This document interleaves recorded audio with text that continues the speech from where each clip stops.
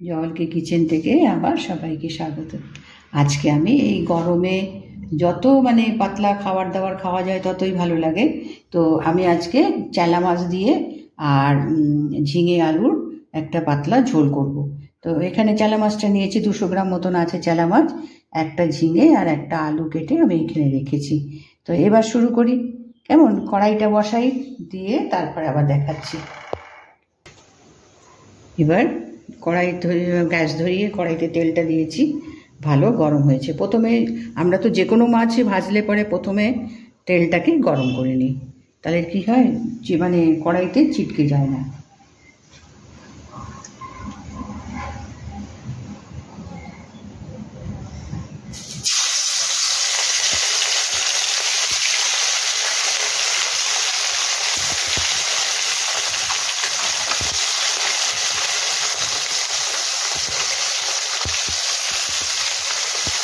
এবার মাছটাকে বেশি কড়া করবো না, এগুলো নরম মাছ তো, হাত নেই গায়ে, একদম নরম। তো এটা একটা পিঠ ভেজে জাস্ট অন্য পিঠটা করবো। তো আমি এগুলো ভেজে নিয়ে তারপরে পরেরটা আবার শুরু করছি। কী করবো তাহলে আমি এইটাই তো ভাজাটা হয়ে হলে পরে এটা নামাবো। একটু রাঁধুনি ফোড়ন দেবো, রাঁধুনি নিয়ে নিই। এবার মাছগুলো ভেজে নিয়েছি, আর এগুলো নরম মাছ তো, তার জন্য এটা বেশি ভাজবে নেই, তাহলে এটা মাছের টেস্টটা অন্যরকম হয়ে যায়। আচ্ছা, এবার মাছটা আমি তুলে নিই। তুলে এই তেলেতেই আমি রাঁধুনি ফোড়ন দেবো, আলু দেবো, ঝিঙে দেবো।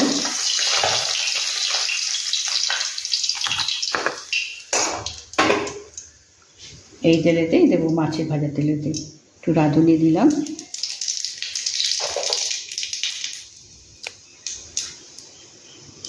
দুটো কাঁচা লঙ্কা। এবার আলুটা দিয়ে প্রথমে ভেজে নিতে হবে। মাছ অল্প তো, যার জন্য এখানে আলু একটা বড় ঝিঙে আমি কেটে নিয়েছি। এখানে যদি পরিমাণ বেশি থাকে বানাতে হবে, তো সেটা তরকারিটা সেই মতন নিতে হবে। তো আলুটা আমি একটু ভেজে নিই, আলুটা লাল করে ভেজে নিয়েছি। কেননা ঝিঙে তো নরম আর মাছও তো ভীষণ নরম, সেই জন্য আমি ঝিঙেটাকে বেশি ফোটাবো না। এবার এর মধ্যে আমি যে মশলাগুলো, এটা তো একদম হালকা করে বানাবো,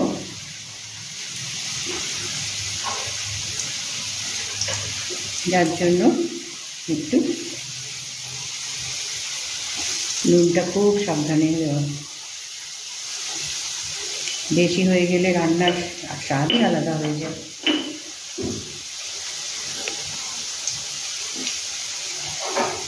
এবার দেবো হলুদ গুঁড়ো,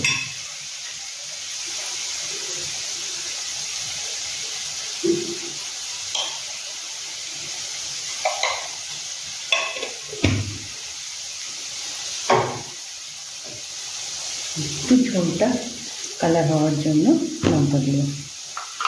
এটা দিতেও পারো, না দিলেও চলবে, আমি একটু দিলাম যে গ্রেভিটা একটু কালারফুল হয়।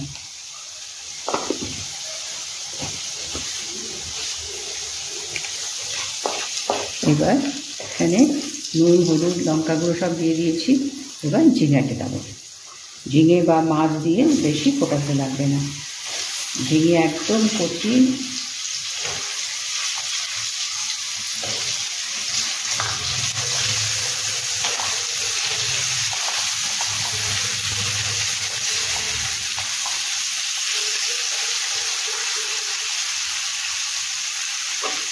ঘরের মধ্যে দিয়ে দিলাম।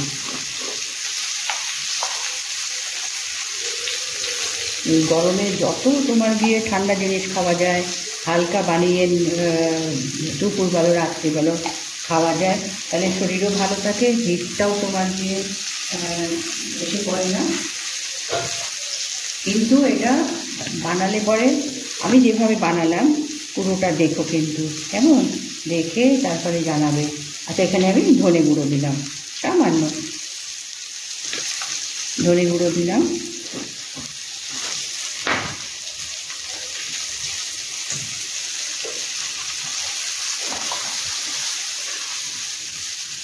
যেভাবে বানালাম এটা নানানভাবে বানানো যায়। আজকে আমি রাঁধুনি ফোড়ন দিয়ে আর জিরে ধনে গুঁড়ো দিয়ে করেছি।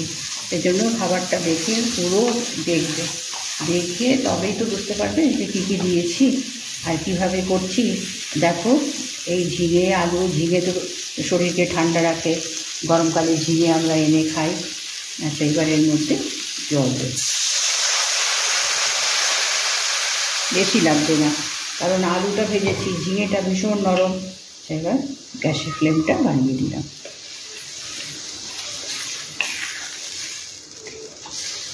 এবার একটু ঢাকা দিয়ে একটু ফুটিয়ে নিতে হবে, তারপরে মাছটা দেব। তো এটা আমি একটু ফুটিয়ে নিই। এবার ঢাকনা তুলে দেখি, ঝিঙেটা তো চটপট হয়ে যায়, অসুবিধে হয় না।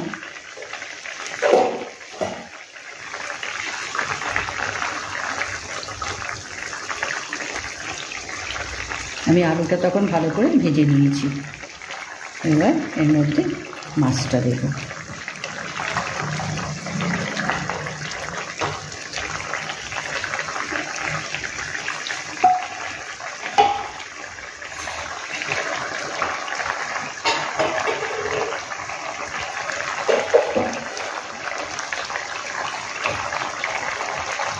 মাছটা দিয়েছি, একটু ফুটতে হবে, যে মাছের গায়ে যেন একটু ঝোলটা ঢোকে, সেই জন্য একটু মাছটা দিয়ে দিলাম।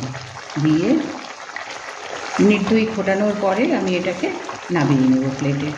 তো ঝিঙে আলু দিয়ে চেলা মাছ, এই মাছগুলো সব চেলা, এই দেখো এইগুলো সব চেলা।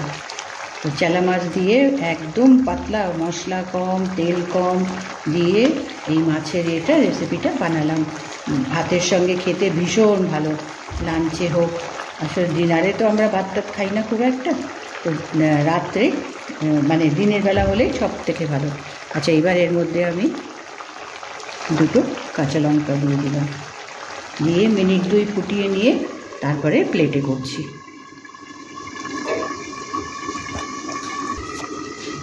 এবার ঢাকনা তুলে